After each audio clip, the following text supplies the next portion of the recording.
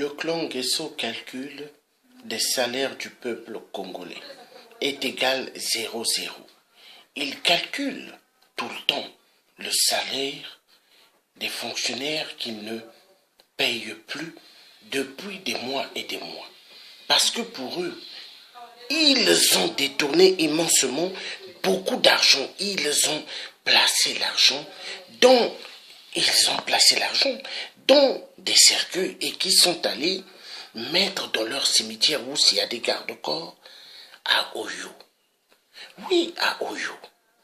8% est un psychopathe. Voler tout l'argent du peuple.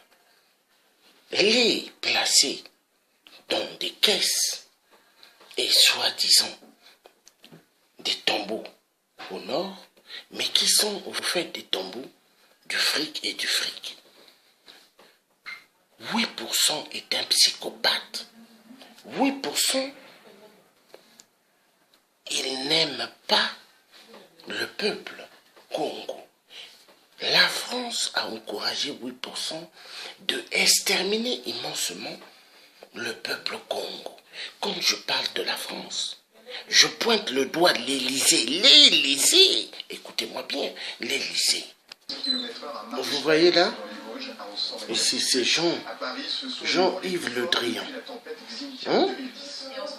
qui n'est que ministre des Affaires européennes, étrangères. Mais en réalité, c'est lui qui est toujours la main de 8%, qui fait toujours le boulot sale de 8%. Il est toujours là pour tirer les ficelles de la France-Afrique de merde pour pouvoir toujours avoir le pognon. Voilà. Donc, comme j'ai toujours dit, 8% est le malheur du Congo. Donc, le clan Nguesso calcule des salaires du peuple congolais est égal 0,0. Donc, pour eux, ils ne doivent absolument rien à la nation. Ils doivent énormément, beaucoup d'argent qu'ils n'ont jamais payé au peuple. Mais pour eux, ils se disent que eux, ce sont les maîtres. Ils ne doivent rien au peuple. Donc, qu'est-ce qu'ils font?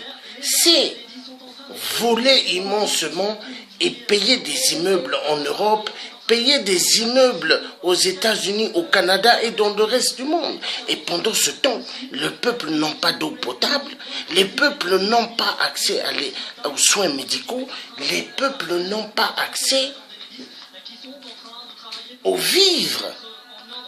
Parce que au Congo, quand les gens déjeunent le matin, c'est pas tout le monde qui déjeune. Il y a certains qui déjeunent le matin et à midi, ils ne mangent pas et le soir, ils ne mangent pas. Parce que le peuple sont dans une souffrance atroce. Mais pendant ce temps, dans le pays, il y a immensement des richesses. Mais 8%, pour lui, il faut que le peuple souffre. 8% pour lui, il faut que le peuple soit dans une situation catastrophique. Vous avez au Congo des gens qui meurent du lundi, jusqu'au dimanche, ils enterrent des gens.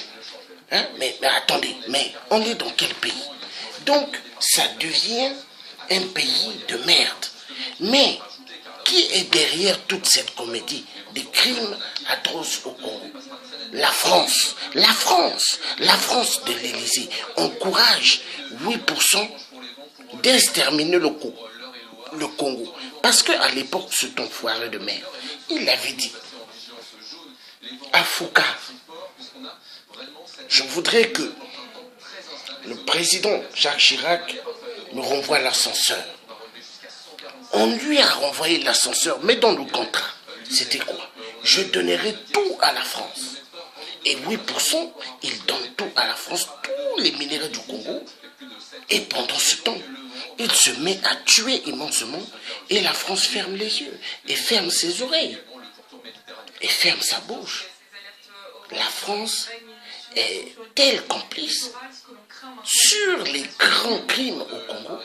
Mais oui, au Congo-Brazzaville, la France est à 100%, au Congo RDC, pareillement, au Gabon, pareillement, Côte d'Ivoire, pareillement, le Cameroun, pareillement, partout. partout, l'Afrique va mal à cause de la sale politique de la France, de l'Élysée, qui tue immensement le peuple africain. 8%. Et tout son clan mérite d'être arrêté et passer à la guillotine. À la guillotine, comme à la place de la Concorde, qu'on appelait hier la place de la guillotine. L'opposition congolaise doit être une opposition vraie. L'opposition congolaise doit être une opposition déterminée pour en découdre avec le cafard assassin, génocidaire, atroce du peuple congolais.